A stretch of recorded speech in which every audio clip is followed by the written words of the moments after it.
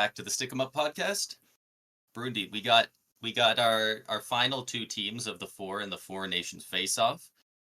We'll this episode be talking about Team Canada and Team USA. Without further ado, we'll jump right in. Do you have a preference? Do you want to go first, or do you want me to start it?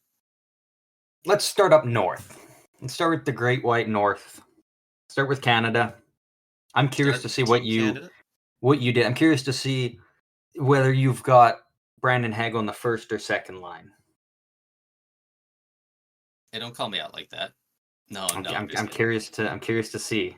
I struggled. I kind of locked in the fourth line early, and from there, the fourth line early. I love that. Yeah, and I knew the 9 guys that were going to be in the top 9.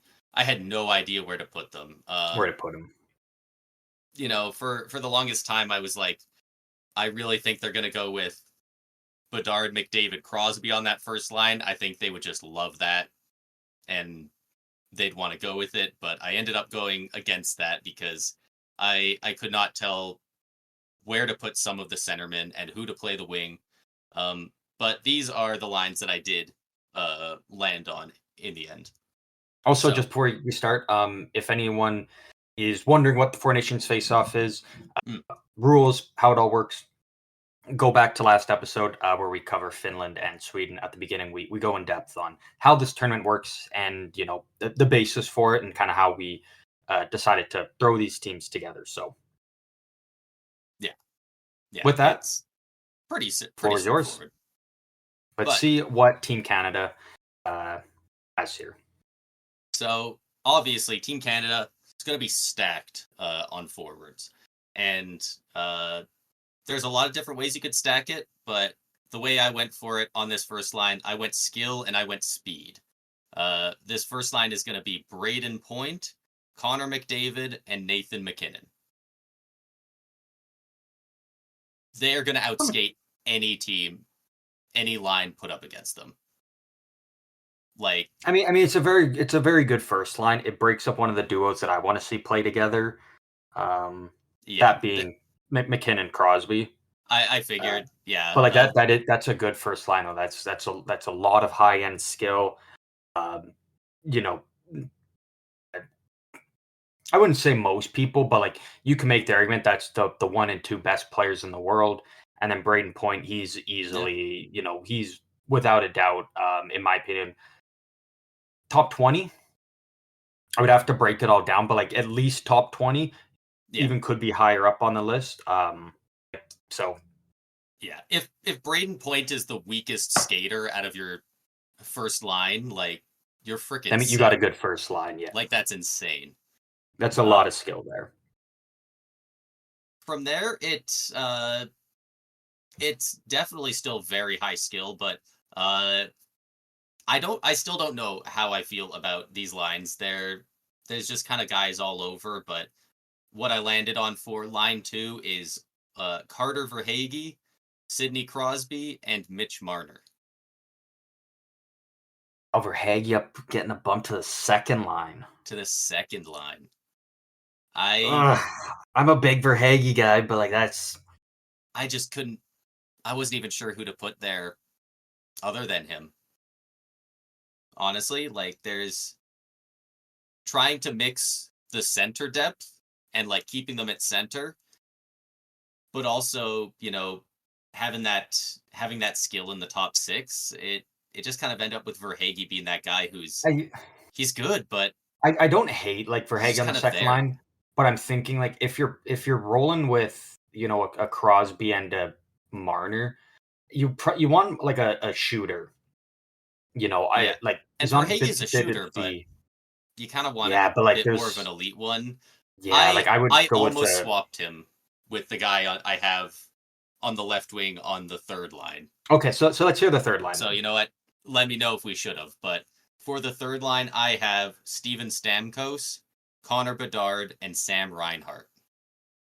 So I was just about to say for Verhaeghe, I said you could go there. Like Stamkos is an interesting one. I think he probably still makes a team, but I don't think his spot is like as safe as others. But like over Verhaeghe, the 2 guys I was gonna say was I'd like a Stamkos or a Sam Reinhart. You could even make the argument for Bedard. Like if you wanted to just I, put I, Bedard with Crosby, I was thinking that I would too. be okay with it. Yeah, I think you could pick any one of those three, put them up, and then bump for Hagee down to the third. Um, The but As again, long as like that's Stamkos still can keep up skating wise, like the idea of Crosby and Marner just fucking feeding him pucks is great. yeah. Um, but you know what? Honestly, I is he at that point? You know what? I'm gonna move Bedard up. We'll put Move Bedard up Edgeup, there. and then So the second line I now have as Bedard, Crosby, Marner, and then the third line as Verhaeghe, Stamkos, Reinhardt. Stamkos now back in his center position. hmm, You don't like that? Who do you think? Do you think it should be Stamkos moving up? Reinhardt? I just don't like Stamkos at center for this, honestly. And that's kind of why I I think tried we're to at the keep point now where it's like he's kind of a better he's suited on the wing, especially in something exactly. like this. And that's kind of why I had him on the wing before. Like that's what I was saying. It didn't really help the second line much, but I wanted to Hmm. keep that McDavid, Crosby, Bedard center core together. I think you give Reinhardt the bump, man. I mean, look what he did last year. Like, dude can shoot, and I think especially playing with a Crosby Marner, I think Sam Reinhart could go nuts. And then I think that's a great third line if you've got Bedard rolling with Stamkos and Verhaeghe. Because like Bedard can shoot, but he also loves to pass the puck. So that Yeah, works out to Stamkos, and then Verhaeghe, the guy goes out there and just excels at everything, right? Like there's nothing that's like, oh, he's elite at that, but you can't say, oh, he's bad at anything. He can do yeah, everything, and whatever he's got to do to boost that lineup and contribute, he'll do it. So yeah. And I'd probably elite give in the Reinhardt the bump to two. yeah, and elite in the context of this, like he's like in the context of the NHL, he's like kind of elite at everything, but he's not like Yeah, game breaking at anything. exactly right. The Like same way that he Stamkos or doesn't Bedard is with their shot. he doesn't drive a line. Like he's not a guy that is Yeah, the driving factor of a line, but you could put him with anyone and he can find success with them because he can adapt to anyone's play style because he does everything so well. yeah. Like he's a great all around player. But I like the I Reinhardt did also on try and the keep two. guys on their natural playing side. Reinhardt Yeah, being a right winger, Verhaeghe a left winger, but you know what? I do agree that regardless of that, it should be Reinhardt, Crosby, Marner, and then Stamkos, Bedard, Verhaeghe. yeah.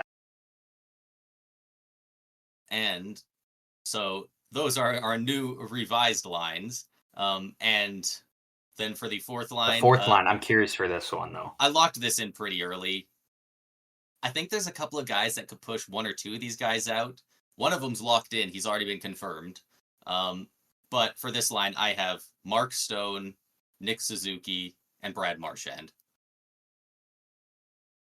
They This line can score. It's good. They're all two-way players. Like they're great defensively. So Uh, who's the extra then? I I have plenty of honorable mentions here because it's Team Canada, You get one extra. You can but have I you can get have as many one honorable extra. mentions as you want, but you only get one 13th forward. I only get one, and for the longest time, it was going to be Travis Konechny. Uh, but he is now the 14th guy. I ended up going with Jordan Kyrou. I really like Mm. Jordan Kyrou's game. I He produces points so well. I I just really like Jordan Kyrou, and he was tough to leave off, but Kyrou uh, and Konechny are good options. Because looking at because the 13th, 40, he's never going to find his way into the top six, right? But yeah, looking at the bottom six, what's the weakness? Speed. There's some good skaters, but it's not elite speed by any means. Marchand's not I as quick as he used to be. I would Stamkos, I would I Rutelles, would and have but Stone, our I would have Barzell in there. Barzell. I'd Yeah, put Barzell in there. I think Barzell could actually be a very fun player to play alongside of Bedard. That's I interesting. think those two could be a lot of fun to watch. Um, I like Barzell, but it's tough to say who would come out for him. So that's kind of why I'm like, I think he'd be a good 13th because then That's if fair. someone goes down injured, you can slot him in. Again, not in the top six. I think the top six is very very solid. And if one of those guys does go down, there's other guys I would bump up first. But I think Barzell could do well and adapt to playing with a lot of these guys that you have in the bottom six at least. And yeah, that's super fair. And like honestly, there's a lot of guys that could be this 13th forward. You know, like I said, Konechny, Jared McCann has been really solid for the last several years. Alexei Lafreniere has really come out in the last year. It's finally being that first overall pick for the Rangers that they want him to be. You know, Robert Thomas, Brandon Hagel, Nugent Hopkins, Zach Hyman. Like, Yeah, like there's lots of guys that are gonna miss this yeah. team. Like it's yeah. And, you know, Suzuki, is he that far ahead of any of them? Not really, but he's at least comparable and he's great defensively. And yeah, the way Yeah. it shakes out, you know, there's a very good chance Marchand plays higher up in the lineup, especially because he's played with some of these guys before. But the way I have it, I like him on that bottom line. I like Stone on that bottom line, who's also good defensively. So Suzuki just made the most sense for me. I have a I have a very strong suspicion that they're gonna roll a line of Crosby, McKinnon, and Marchand. That They're that gonna was a put the line I three almost made in they're here gonna put just the to three predict Nova it. Scotia boys together and just I say have a blast. Just go out there and have fun that you can all play together. I think they might do it, but I don't think it would be the best way to build the team. I just Marchand is just not him anymore. Like he's still good enough to make this team, but he is he going to be able to keep up with even Crosby at his age, or especially McKinnon? Like McKinnon probably leaves both of them in the But he dust a doesn't little. have to. He doesn't have to. Well, you want him to. You want him. You want your players to be able to keep up with each other. Well, yeah, but like it's not like he needs to because Marchand has never been the fastest guy. Marchand's never had elite speed. He's always been able to, you know, he adapts and he plays his game, but it works Yeah, but he because hasn't of been the playing style with he guys with that plays. speed. He hasn't been playing No, with a McKinnon, I think. And that's I like guys that can keep up with but each by other. that You know, that's logic, why I have can you put Point Crosby McDavid with McKinnon. McKinnon? Like then by that logic, you can't really put Crosby with McKinnon. I think Crosby's still Like you have a no good bit option. faster than Marchand. That being said, that's I why I think don't. you're too low on Marchand though. That's why I didn't have Crosby. I was gonna have Crosby on that first line.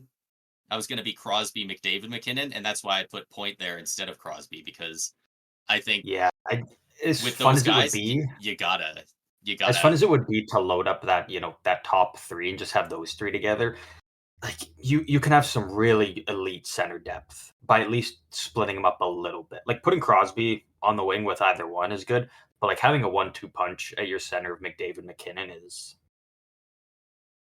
gross.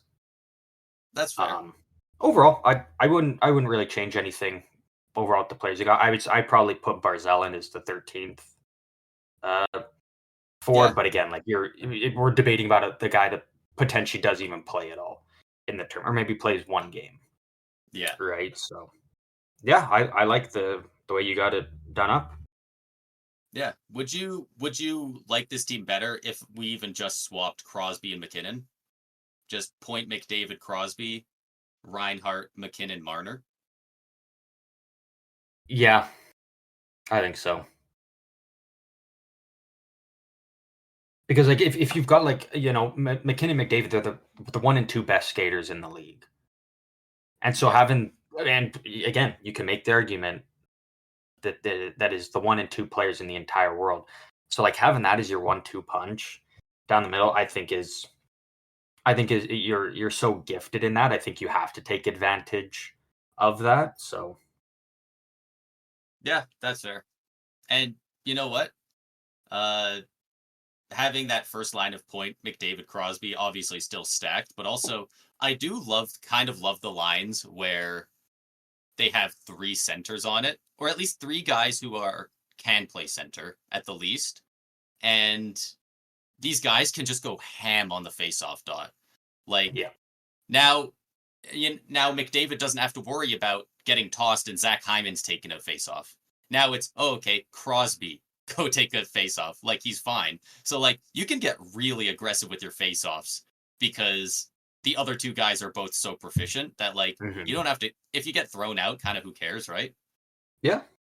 Every once in a while you see a line where they have guys like that and they're just kind of like, fuck it, I'm just gonna like be really aggressive and proactive with this draw and we'll see what happens.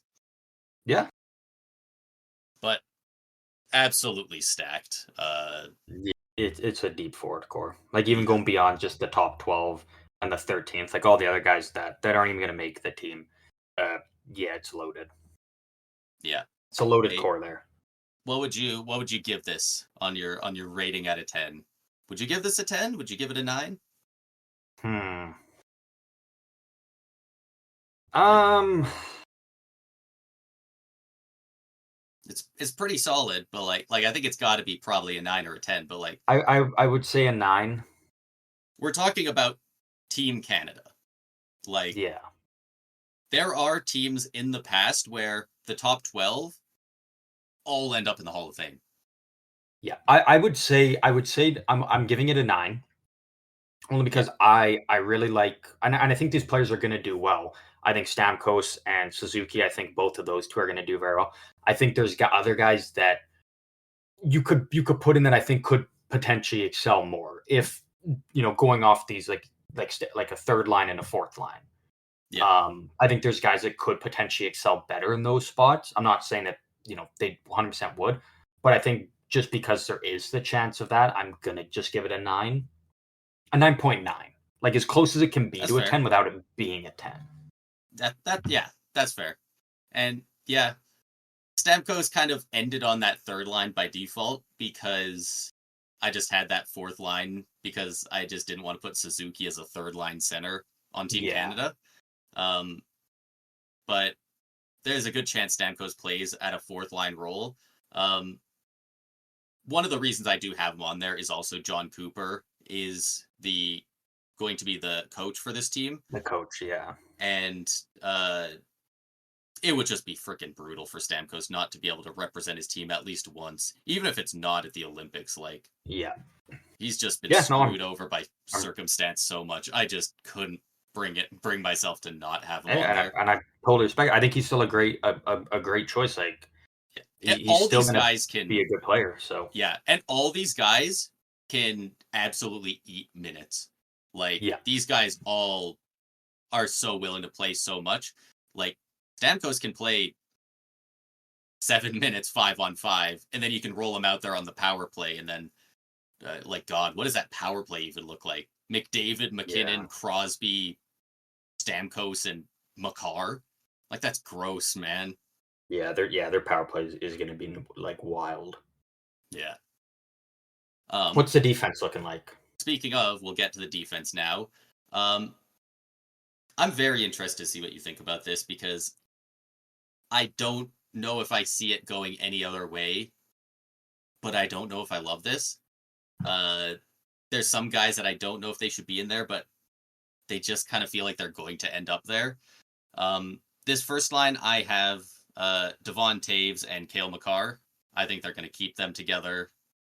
Uh, Always brought up as one of, if not the best, D pair in the league. Mhm. Obviously, we know what Kale McCarr can do, and Taves elevates himself playing with McCarr. Uh, Like if Taves is on the team, you have to put him with Makar. I exactly, like and that's the Taves, thing. but like Makar has really made Taves into this elite defenseman that he's now labeled as. Whereas if Yeah. you put him with an Evan Bouchard, yeah, I probably not as good. So I've got my one extra defenseman, and then I've got three honorable mentions. Okay. If Taves isn't playing with Makar, I think he's below the extra, and I think he's below two at least of the honorable mentions. Okay. But we know how he plays with Makar, Plays with Makar, yeah, and exactly. that ends up putting them on the first line. So like Yeah. I don't love it, but also we know how good they can be together, so it's kind of hard not to. Yeah. Um, but moving on to the second D pair, we got Josh Morrissey and Evan Bouchard. Okay. That's a nasty top More four. it is. I don't know if Morrissey's exactly who I put. I think there's a guy I put with Bouchard instead.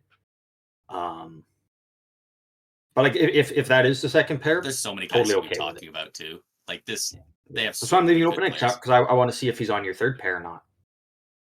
I don't think he is No, he because is. There's no way because you left him off.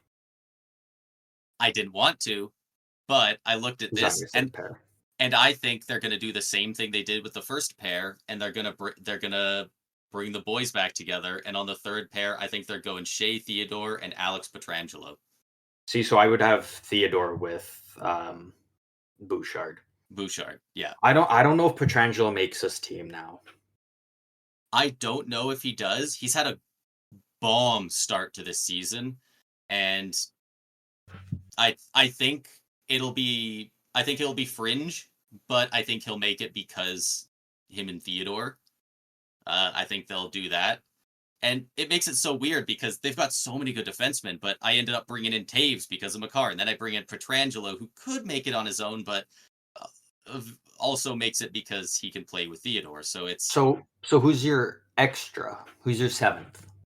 so this killed me because there are three really good honorable mentions, two of them more so than one, but as the extra, this probably isn't the right pick, but I'm just so high on him. I put Mackenzie Weegar. Kenzie Weegar. Okay. And then honorable mentions, like the guys that don't make Uh, the team or just miss the cut. Noah Dobson, Dougie Hamilton, Aaron Ekblad. Like, So, you, it feels criminal not to have Dobson on this team or so Weegar. I Like, thought you were gonna have Dobson on there. I don't think he should be. I oh, like Dobson a lot, interesting. but you're looking at Team Canada, right? Yeah, First line power play, probably Makar. Second line power play, probably Bouchard, maybe Morrissey, maybe Theodore, probably one of yeah, those three. Um, so that kind of takes away an area where Noah Dobson excels, which is kind of on the power play and playing that offensive game. okay, So, and he's not good in his own end. He makes a lot of bad mistakes in turn. Like, still a very good player, still a top, 15 defenseman in the league, right? Like, no yeah. disrespect to him, but And that's a reason I let you don't Hamilton you off don't as well. need, like, yeah, on the third pair, you don't really need an offensive specialist when you've already got guys that do that. Um, this might sound crazy. I don't think he'll be healthy and ready to go in time. Um, I would like Drew Doughty on that third pair. I did think about it. I think if I he was wasn't if he's sure. I don't think he'll be healthy, but if Yeah, he is and he's good to go, I think Drew Doughty would be a fantastic fit for that bond pair because and he he's been doesn't on this need to team be a before, and yeah, we know that matters to the old heads who pick the teams. Like we do know that if it's a tie, they'll give the edge to a guy who's been there. yeah. And again, like, is he as good as offensively as a Dobson, as a Dougie Hamilton? No, but you don't need him to be. He's just got to go out there and be able to eat up solid minutes. He can still contribute offensively, but he also has that physicality, that bit of nastiness to him. He's good in his own end. I kind of like that more for a third pair rather than a guy that the only area he excels in, he doesn't even get that opportunity because there's better guys in front of him. Yeah, that's fair. So, Yeah, but if Drew Doughty can't go, would I take it? That it's tough between Petrangelo and Ekblad. like Like, honestly, looking at him, like I do wonder if the team would be better if they just went with you know don't bring in Taves, don't bring in Petrangelo because they're playing with people. Just stack it and just go Theodore Makar, Bouchard, Morrissey, Uyghur, Doughty, or Uyghur, Ekblad.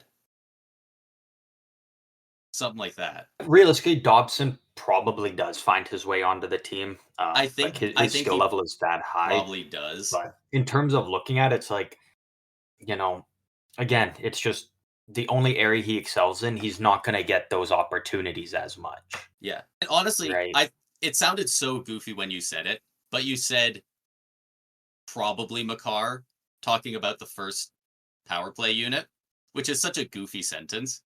But at the Right. same time, thinking about it more, I don't know if he does. I don't know if he is because who's uh, it's so stacked. There's only one person you can pencil in on that top power play, and that's Connor McDavid. Now, do you want McDavid on that top pair? Do you want McKinnon out there? Or do you go McDavid, Bouchard, and three people filling it out? And then your second pairing is McKinnon, Makar, who know how to play together, and then Fuck, I three didn't even guys think of filling it that. out. Yeah, I didn't even think of that. They might Which go with something like that. is, and that's something John Cooper would do as well. Yeah, Like like that's right in his wheelhouse of something he would do. So like it's possible. I don't think you can go. You like there's a wrong option no, you're really getting for a your stacked defense. team either way. And the way you do power play. Personally, I wouldn't. I wouldn't have Petrangelo on there just because I think giving Theodore the opportunity to play with some other guys, like especially the opportunity to play with a Bouchard or a Makar, could be really cool and could be really huge for him. Instead of Yeah, just being like, okay, it's the one time you finally get to go and play with the best players in your country, but you're going to play with the same guy that you've been playing with for the last 3 years, and the guy you're going to be playing with for the next couple years, right? yeah, So I would like to see yeah. And originally I didn't it have split up like that. Yeah, originally I did not have Petrangelo making the team, even with him and Theodore playing well together. Uh, but it does depend how he finishes out this year because you know looking at his stats, the two prior years, 54 points, 73 games, 33 points, and 64. He's starting to drop off a bit, but this year Mhm. so far, 12 points in 11 games. Um, Yeah, that is it's in true. 11 games. That's not a massive sample size, but you know, if we get It is to true. Yeah. February, March, and he's got, 60 points in 55 games, it's kind of hard to keep him off the team then. No, and yeah, that's very fair, right? Yeah, the thing is that you don't have a bad choice. Personally, I would really like to see Drew Doughty on the team, but I Yeah. don't know if he's going to be healthy already. If he is, I would love to see him Or on how there. he plays when he gets back. It Yeah, does depend on the timeline of that injury, yeah, This is in February, maybe he comes back at the Royal Rumble. We'll see, but yeah. He's got to get a few reps in and some games in beforehand. yeah. I don't even know. I don't even know the exact date they choose the rosters. I think it's in December. So, I think it was eh, last time they picked teams for something like this. like probably not, just because the uncertainty. So Doughty probably, unfortunately, doesn't. Um, but yeah, you know what? Whatever we slice it, I do like the makeup of the defense, whatever way they slice it. So I would give it again. I would give a 9 out of 10, Yeah. just because I think it's really good. I think there's other players that just suit the role better, kind of really just of that third pair. Um, but again, like whoever you have, it's still a you know whether you go with the Petrangelo at the top or the down to the Uyghur or Hamilton, it's a top 20 defenseman. So like if your sixth defenseman is still a top 20 defenseman in the league, you're fine. You're chilling. Yeah. So Yeah. So this team's going to be so juiced. And I don't know how many people have been announced for other teams' staff for this, but just for the sake of saying it as well, they have announced John Cooper is going to be the head coach of Team Canada, and on the assistant coaches will be Bruce Cassidy, Peter DeBoer, Rick Tocchet, and Misha Donskov. And that's a good coaching staff. yeah, right. Like that's an insane coaching staff. And then for management, just management, not GM or anything. It's just set as the management team. But Julian Brisebois and Kyle Dubas are part of that for Team Canada as well. Okay. Oh, Don Sweeney will lead Canada as general manager at the and associate GM Jim Nill. Okay, so they do have GMs. Okay. Don Sweeney and Jim Nill. There you go. I just had to So score. maybe that's why Marchand got the early nod already. He's one of the guarantees on the team. Could be. Yeah, Could be. I don't know. Could be. could be. We'll see. And then the goaltenders. The goaltenders. This, Wow. this is the tough one. Whatever it is, I'm giving it a 3. This is tough. I end up going with what I think is the most likely, and that is starting goaltender Jordan Binnington. He's won a cup. Was a huge part of them winning that cup. He's put up decent numbers. Decent numbers, but not consistently. So it's tough. Comparing to some of the other guys, like, yeah, I'm not even sure what to say about it. But who's the backup? Who do you have behind Binnington? I have Aiden Hill. So I would just swap those two. That's the way I would run it. I think I would just go Aiden Hill as your, and then give Aiden Hill the first crack, and then if it doesn't work, then you try Binnington. But I would go with Hill first, I think. And I have the third goalie as Stuart Skinner. Yeah, he's really the only option you got for your third. Very similarly to Sweden, just on a much lower skill level. I could see any of these guys grabbing that role in the next few months because none of them are stapled to that starting role. Yeah.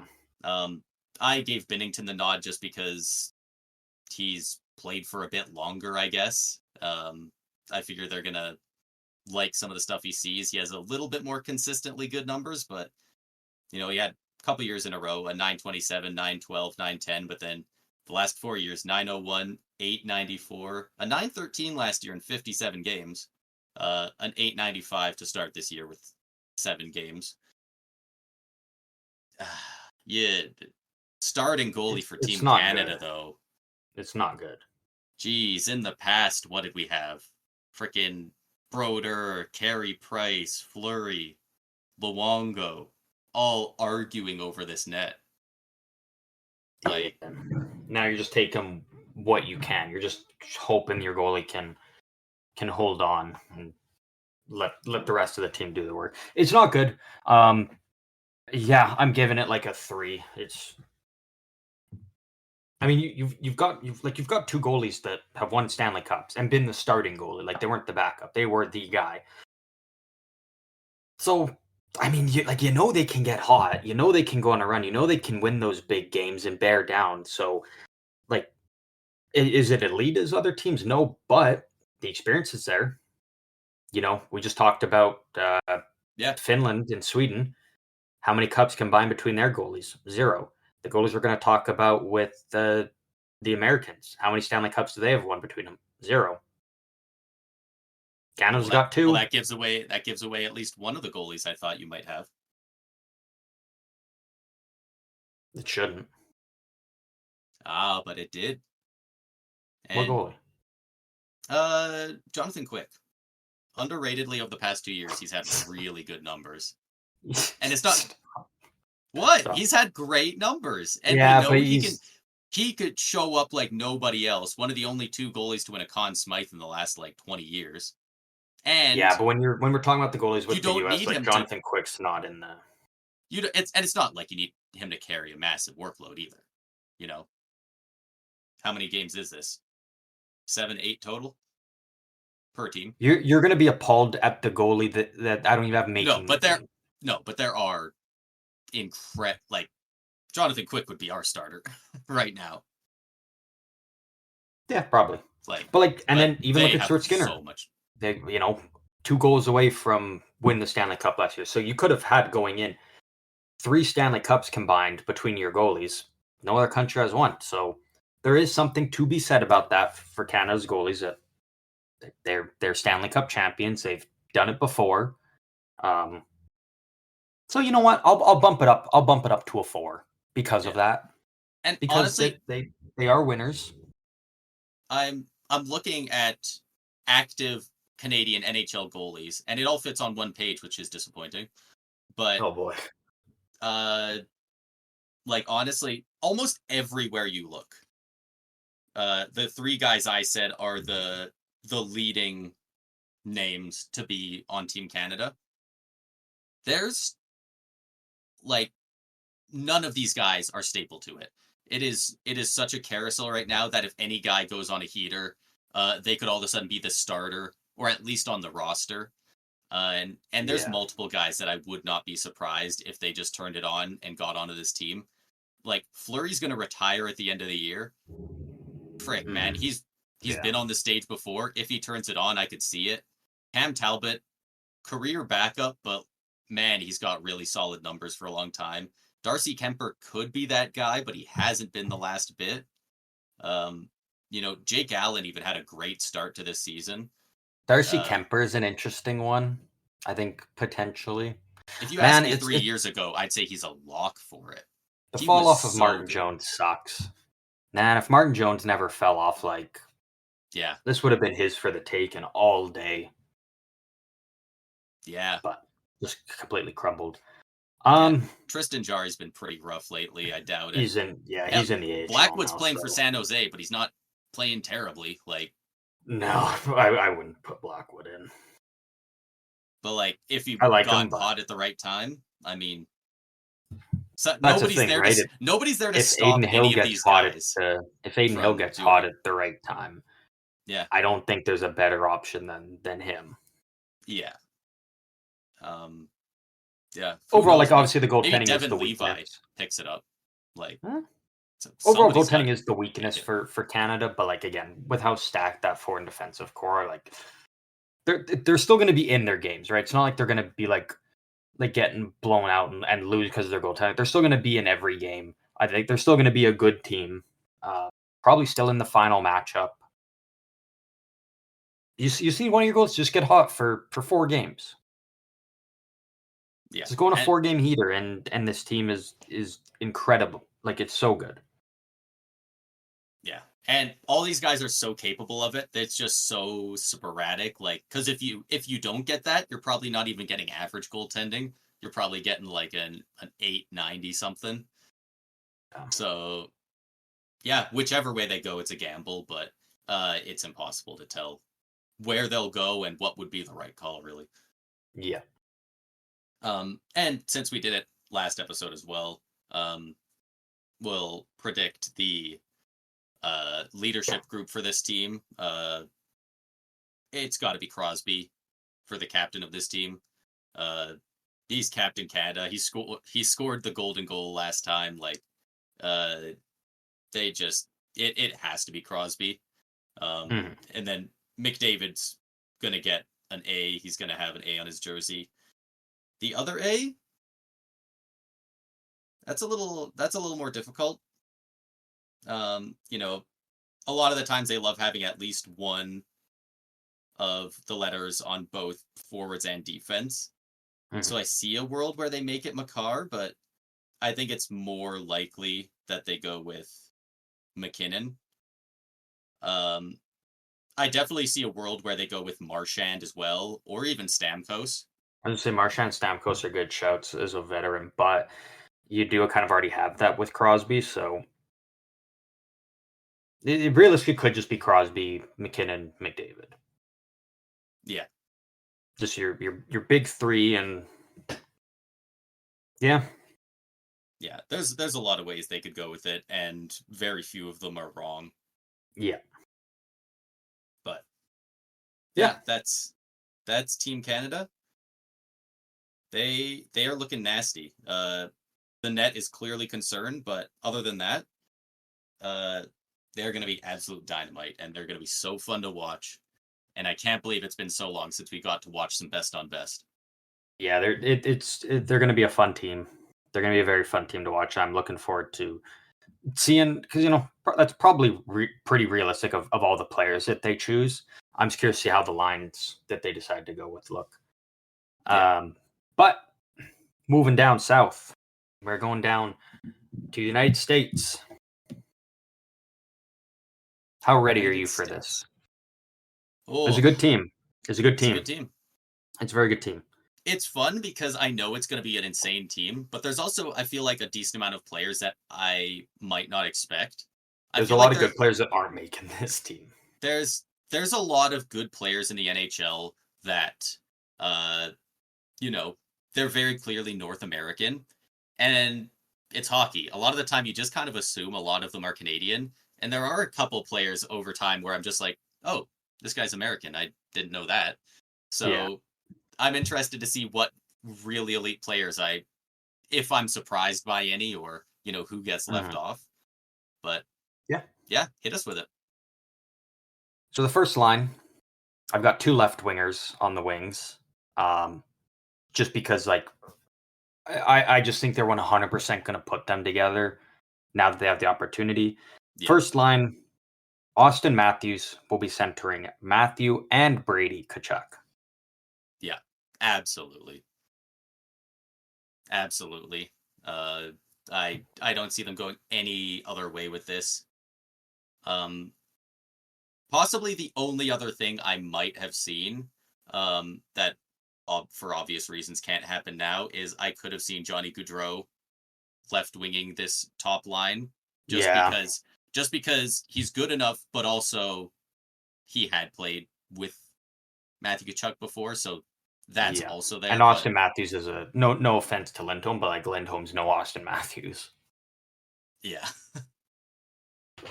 And they very well could split up the Kachucks at some point, but I feel like if at the you got to start they're just try. going to be like, you got to You try have to. putting them together and just seeing what chemistry they have, what chaos they can create together, and they'll probably bring a little bit of nastiness and physicality to a tournaments that are normally pretty more well tainted. It's all about skill. They're going to bring a little bit of edge and grit to it, which I think is going to make it a lot more entertaining.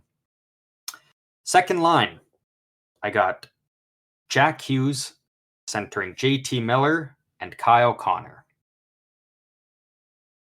That's nasty. Like, Yeah. man, I mean, that's JT Miller is a great two-way player, off to a bit of a rough start this year. Jack Hughes, if he can stay healthy, he's easily a 100-point player. Kyle Connor, like, it could very well be I think he probably does actually hit 50 goals this year.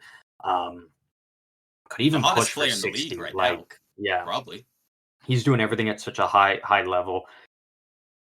Yeah, I think having a Jack Hughes and JT Miller with him, I think would be a lot of fun. I think that's a great second line. Like, Also worth noting, we didn't even mention Mark Scheifele for Canada. Just saying, he could be a sneaky pick for that no, fourth we line didn't. too. Like, I don't think he does, but there's a lot of really good players that didn't get mentioned. Like, yeah, like it's I'm kind looking of at nasty. like I didn't have to do any missing the cut for Finland because really what they have is all they have. But like, there's so many guys. It's like, yeah, they don't make this team just because it's so loaded. Yeah, Um, every single honorable mention I said, for Team Canada would, if they were finished, be playing with Heiskanen. yeah. Like, yeah, Uh, there's a Third skill line, gap. we got Jack Eichel centering Jake Gensel and Jason Robertson. We're not out of the realm of point per game players. Uh, Jason Robertson, a couple of seasons removed from 100-point season. Eichel, Gensel, I could Gensel's on see, pace for I could 90 this see, year. Eichel's on pace for 100, I think. I could see a world where both of them hit 100 points in the next few Yeah. seasons. Like, as your third Yeah. line, that is dirt nasty. It's pretty crazy. Um Fourth line. This is a bit of a fun one that I put together, just because I think these guys could actually gel really well together, and I think also it helps out a little bit when you're thinking of like guys you want out there killing penalties. We have Dylan Larkin centering Clayton Keller and Matt Boldy. And Matt Boldy. Yeah, That is not the last name I thought was going to come up, but I don't mind hearing it. I because the GM, like we talked about with Canada, um, the GM is Bill Guerin, which is the Minnesota Wild GM. So I feel like that might help give Boldy a little bit of an extra boost, especially because like we can see the Interesting. offensive skill there from him, but he also does play a great two-way game, which Yeah. I think can prove to be valuable, at least in a fourth line capacity. For this, like you don't need Matthews playing first line, first power play and penalty kill. Like you can kind of take a little bit of the load off of some of those guys by having a guy like Boldy out there to kill penalties. So, That's fair. I really like that. and Clayton Keller's due. He's got it. Like guys just worked his ass off since day one. Been on just shitty Arizona teams. Like I'd like to see him get some love and get a chance to represent his I country. Yeah, I would love to see him get on there. I don't know if he does I don't know if he because does, but I think he's got it. Like the thing is, he's in this clump of a bunch of guys. The extra, the 13th guy I have, I went with Cole Caulfield. He's been scoring at will, and I think you know I interesting. think Yeah. he might get a little bit of a bump. Like the guys I have missing the cut: Patrick Kane, Yep. Vincent That's Trocheck, I had him on there. Tage Bro, Thompson, jeez. Brock Besser, and Alex DeBrincat.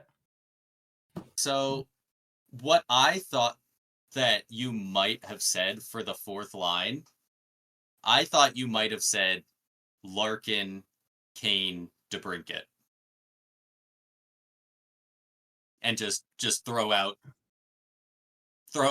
Detroit's power play as your fourth Eh, line. I I mean, don't you know if it's the could best call. Honestly, I don't think at this point it no is, but because like again, I like it that Larkin can log some PK I like time. I Larkin think out there. Heller can, Boldy It's can, good but I'm like speed. Kane and DeBrincat, like No, they're not. they're They're not not they're not good defensive. enough. I mean, Kane is still like really good, but he's not at the level he was. They're not good enough to crack the power play. And I'm like, do you I put him out there on the penalty kill? No. So do you just have him just play fourth line, even strength, and that's it, or do you put in guys that you can use in on your special teams? I I just don't see a world where they don't put Kane on this team. If you're building the best team for the Americans, you only get 12 forwards and one extra. I don't think he makes that top 13. I think they're going to put him on that team though. I think Which I kind of do think like it was. I had him on there originally, and I was like, it was tough. I wanted to give some love to Keller, because I had Keller as the extra, and I actually had Cole Caulfield missing. But like it was really tough to not put Tage Thompson or Patrick Kane on here. yeah. I feel like Yeah. Tage Thompson, he's best suited playing as a center in the middle. That's literally why his whole career kind of trajected upwards the way it did because he finally got to play center. But I would Yeah. probably still take Dylan Larkin. Yeah. I especially for that role in the bottom six, like I think he's a perfect fit for an elite team to be in that spot. Yeah, Tage Thompson is interesting. Like obviously he had that 1 year where he exploded for 47 goals, 94 points, but he's been a little inconsistent since then, and he has got off to a really hot start this year. But mhm. yeah, I think if he keeps up really good play this year, he'll make it. But Maybe I would bump Cole Coffee off. Maybe I'd have Kane as the 13th forward, the extra. Because now you say, yeah, they probably do put him on the team and just be like, you know what, we I have to. yeah, I just like it's one of those things. Are we trying to build the team to be the best, or hypothetically, or are we saying what we think will happen? Because I just think Kane is just good enough still that they're going to force him on this team. And Um, I they did might have even give him the Kane. C. Honestly, I did have Kane originally on there, And I think the overtime in the round robin is you get 10 minutes of 3-on-3 and then a shootout. So, I mean, like if you've got Kane, he's one of your first three. Like he's in your starting lineup for the shootout. So, yeah, probably Kane, and then Keller has to be that extra guy. And then yeah, Cole Caulfield probably. Uh, well, I mean, games are in Montreal and Boston, so he can go watch them. He can go watch some of them. Yeah. Honestly, if you're building the team to be the best, I think Keller and maybe Caulfield make the team. Kind of depends how sustainable Caulfield's goal scoring at the start of this year Hmm. is. I think he's got like 8 and 10 or 11 games. Yeah. So we'll see. But Forward what core, I would give it a. I'd probably give this one a 9 as well. I think so.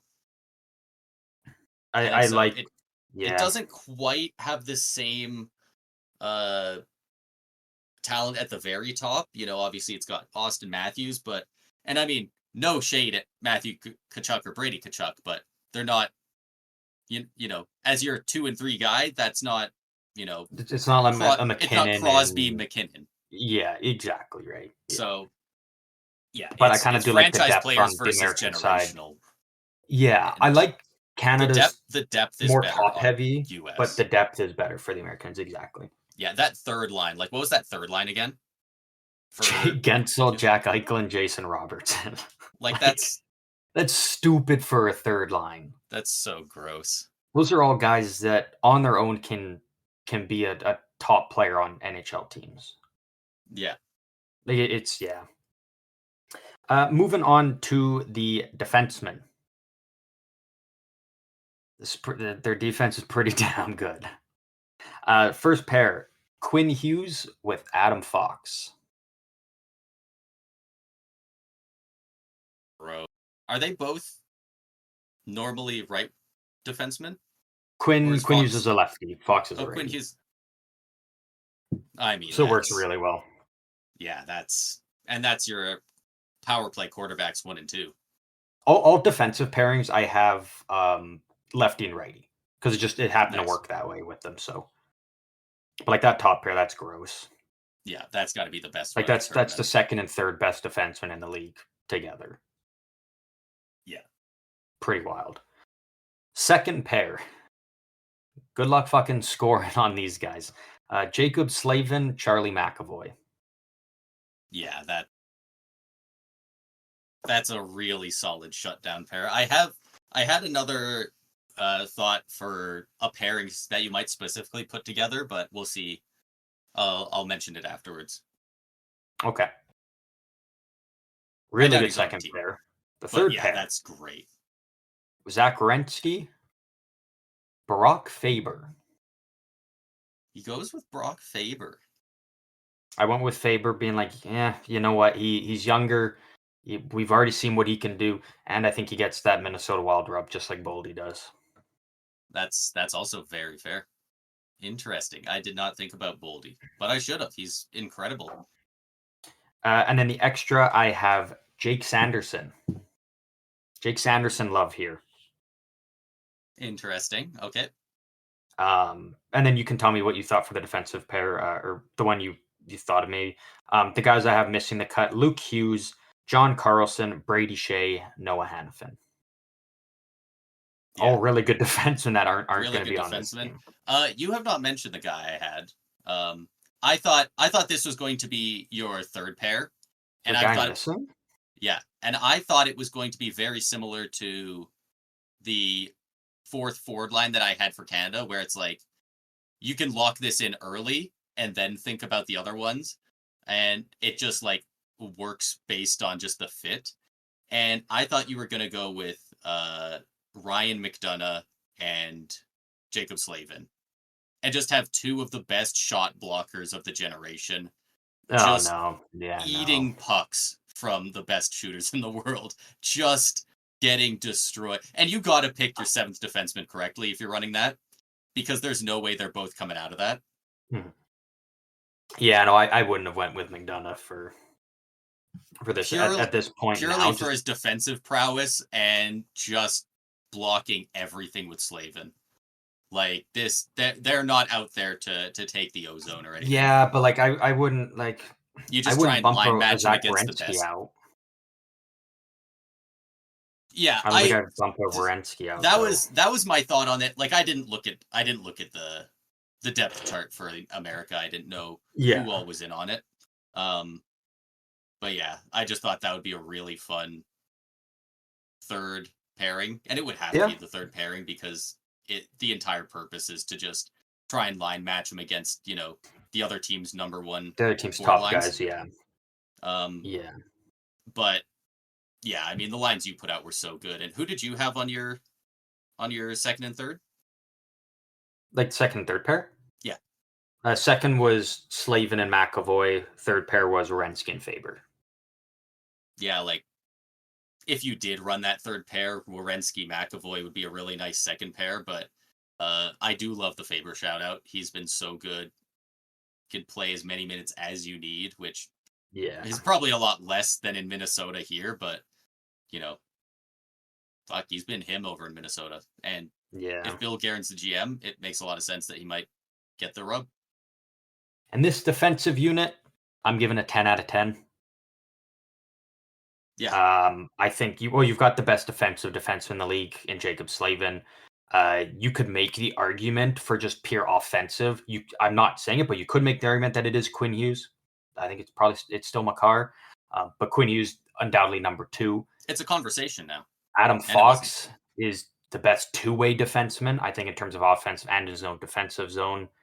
McAvoy, he's solid in his own end. He can put up points in there. Put him with Slavin's fun. Werenski, I think, is still so underrated because he's on Columbus. Like he can drop, a 65-point season, Yeah. and Like still he be can good drop his a own end. 65 point, but like 20 goals as well. Like he's one of those Yeah, defensemen that does a lot of shooting, kind of like a Mackenzie Weegar. Like yeah. And then Brock Faber. I mean, he's like one of the best young up and coming players. He can still play like a very solid two-way game in his rookie season. Like, yeah. And then Jake Sanderson. I mean, he's having an incredible start to the season. He's really breaking out as I was gonna one of say, the how elite good has level he been? talents. How good has he been so far? Because I was surprised he was your seventh defenseman. He's been good. He's been very good for Ottawa. Like the names that you put him above, I was just surprised. But I mean, yeah, look at that, 8 points in 9 games, a -4, but he's also playing on Ottawa. 25 blocks. 25 in 9 games ain't bad. Like, And then, I yeah, mean, Luke Hughes will get his shot eventually. John Carlson, I think it's really just he's still a great player. He's just kind of unfortunately gotten pushed out as he starts to get a bit older. he Brady needs to be Shea, on your top, at least in your top four if you're gonna play him. Like third yeah, pair John Carlson just doesn't make sense. yeah. Brady Shea, I think, is good, but just not better than the guys on this list. And basically, the same thing with Noah Same, Hannafin. yeah. Hannafin and Shea are kind of similar that way. Yeah, I love it. Like that And is a nasty, nasty team, and we haven't even got yeah, to arguably their strong point. yeah. Last but not least, the goaltenders. There's no Jonathan Quick. There's no Thatcher Demko. Starting, you have Connor Hellebuck as the Of course, backup, as it Jake should be. Ottinger, Oh, I thought you said and Connor as your Hellebuck as the backup. oh I no was no like, hold up. Hellebuck starting, Jake Okay. Ottinger's the backup, Jeremy Swayman as the extra, your third string goalie. I would put Swayman as the backup and Ottinger as the third. But Yeah, you could. I think Hellebuck's the clear I cut think they're starter. pretty close to interchangeable there. Like Hellebuck's the clear cut starter, I think. And then you could even just go the route of just rotate between games. One game Ottinger sits on the bench as the backup. The next game Swayman sits on there as the backup. Like Yeah. I really feel like Hellebuck is going to potentially play every game, especially if he's hot, like he's hot. No one's better than him when he's dialed in, I feel Yeah, like. there needs to be a reason that they don't play him, Yeah. pretty much. Yeah, looking at their career numbers, yeah, I probably go Swayman as the backup if you had to pick one. But at the same time, if you're, like we said earlier, if you're looking at this year, so far, Swayman's around a 900 and Ottinger's at a 938 currently. Here's the thing though, Only in right? 6 games, but Here's the thing I will say with the U.S. goaltending, which is why I'm going to give it. I still got to give it a 9. I can't give it a 10 because yeah, Hellebuck should be the clear cut starter, right? yeah, Who's the best out of these three in the regular season? Connor Hellebuck. In recent years, who's the worst out of these three goalies in the playoffs? Connor Hellebuck. Hellebuck. There you go. Who has been the two goalies who have really made their kind of legacy so far in their careers based on being absolute studs in the playoffs and almost like single-handedly winning games for their teams? Jake Ottinger and Jeremy Swayman. Oh, I thought you were going Aiden Hill and Jordan Binnington. I thought you were flipping it. No, no. Like you look at the playoff Jonathan performances Quick. that Ottinger and Swayman have put together. Like it's impressive. So Hellebuck, like if he's hot, he's gonna be good. But you've also got guys that can really bear down and uh, have incredible games when they Be need to. gamers. Yeah. But like Yeah. it's the best goaltending unit out of all four countries. Easily. I'm pretty confident in saying. If Russia had a team, I think they would be higher, but that's Oh yeah, about it. yeah, Yeah.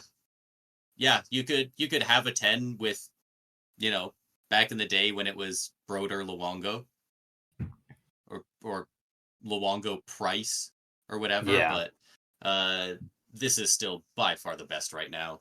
And yeah, it's yeah, I mean, take a look at the team we just list off. It's no wonder why so many people are saying that they have the Americans as the favorite. yeah. Yeah, man, it's a good team. Like we're talking about that third line and how they're all like, two of them haven't reached 100 points yet in the season, but like they very well could, especially this year. The other guy already has. Like they're all, Yeah, those two guys have also won cups. yeah, yeah. The two guys Like, that don't have 100 points, like yeah, they have cups. The defense again, like is just so solid from top to bottom. I think you've got the best defensive defenseman, best two-way defenseman, the second best offensive defenseman, and then the other three, like they're no slouches. They're all elite within their own right. So it's a yeah, good team. It's a very good team. I did not put down who I think the captains would be. if you want to take a look for a second, just because I have one name that I thought I had mentioned, but I do not believe I mentioned for Team Canada. But Claude Giroux, um, if you mm, want if you want to sneak Claude Giroux instead of Suzuki in there, I wouldn't hate it. yeah, yeah, Plays a you good defensive definitely could. game, Yeah, throws up points. there's a lot of guys you could put in that fourth line center role actually for Yeah, Canada. Like, yeah. especially if it is I going to be mean, like a probably not Marchand or that Mark role, but Stone. we didn't even mention John Tavares. Like, Yeah, there's there's a lot of really good players that we didn't even mention. Like, it's insane. for the captains for the Americans, think I think Austin Matthews gets to see. I think he does. I think he's kind of the face of like U.S. hockey right now. Like he is the guy that all the kids are looking up to. Like he's Yeah, the guy I think he'll get it. for the A's. I'm I It's might even prefer Quinn Hughes, but I think Matthews gets it. I think Matthews has to. The A's, I think Matthew Kachuk probably does. I think he gets some love and gets it. I think For the so. last one, you think so or don't? I do think. Well, Yeah, I okay. guess it depends. It depends if we have Patrick Kane on the team. Yeah, I guess that If is true. Patrick Yeah. Kane's on the team, I can't see him not at least having an A. Yeah. And then I think they're going to have one on the blue line. Yeah, and that's where I'm debating. It's either Adam Fox or Jacob Slavin. You don't think it goes to Quinn Hughes? He's a captain in Vancouver. I mean, I could see them giving it to Fox because he plays in New York, but I could also see it I don't just think going to Bill Guerin Slavin being cares. like kind of the veteran of what's a young blue line, being that warrior out there, kind of blocking the shots. And Maybe. yeah, that's what I'm gonna go with. I'm gonna my reach is gonna be Jacob Slavin gets it. Watch, he's gonna give the C to Faber. He's just gonna be like, yeah, what are you gonna do about it? You named me Brock GM Faber as your seventh defenseman. on the bench with the C. This would be so sick in a turn like this if you could just name your goalie captain. Why not, man? That'd be so fun. Okay, so Get the yeah, refs a if little extra cardio, have them skate over to the crease. assuming we have Kane on the team, Matthews captain, then Kane Slavin. Fair enough. It's not the sexiest leadership group, but good veterans. The face of Great team. U.S. hockey, the stash himself. Dash himself. What we're rolling with. Yeah. But I think that's it. Yeah, that's about it. We're all I done? do have one thing. Just gonna mention. We don't even really have to say much on it. But I just have things. I've got all kinds of things pulled up on my computer here, categorized by American and Canadian. And then I also just had NHL all-time point leaders up because always. Okay. Connor McDavid, with one more point, will take sole possession of spot 100 in career NHL points. Wow. He is currently tied with Phil the Thrill Kessel at 100 and 101. Wow. Holy shit, man. How old is he? 27? Fuck. Yeah, it's Dude's juiced. he's the best player in the world. Best player in the world. By the end of the season, he's probably going to be at least top 70. Honestly, probably. And probably higher. That's just accounting for his injury a bit. Yeah. But yeah. That does wrap up everything for this episode, covering Team Canada and Team US for our projected lineups for the Four Nations Faceoff, not the Frozen Frenzy. So I think I've called it that previously. That's it. That wraps up everything for this one. We've done it. Braden, you are off to the airport soon. I hope you have a fantastic, great trip. I'll hold down the fort here for you until you get back. Yeah, keep fighting the good fight. Yeah, I will do what I can. It'll be fun. I'm hoping where we are, we get good enough reception that when marquee matchups and Lightning games are on, I'll be able to watch them on my phone or wherever I am. But yeah, who knows? Fingers crossed. Yeah, who knows? Maybe I'll post a little vlog or something on the TikTok or something stupid. Yeah, there we go. He said he's gonna do it, so we're expecting him to do it now. Speaking of the TikTok, along with our Instagram and Twitter, if you want to join in on any hockey talk with us or let us know your thoughts on these projected lineups, anything you would change, anything we may have missed, feel free to let us know. All of our socials there in the description of every episode across all platforms. So swing by, let us know what you think. Check out the TikTok for Braden's vacation vlogs that we are very much looking forward to.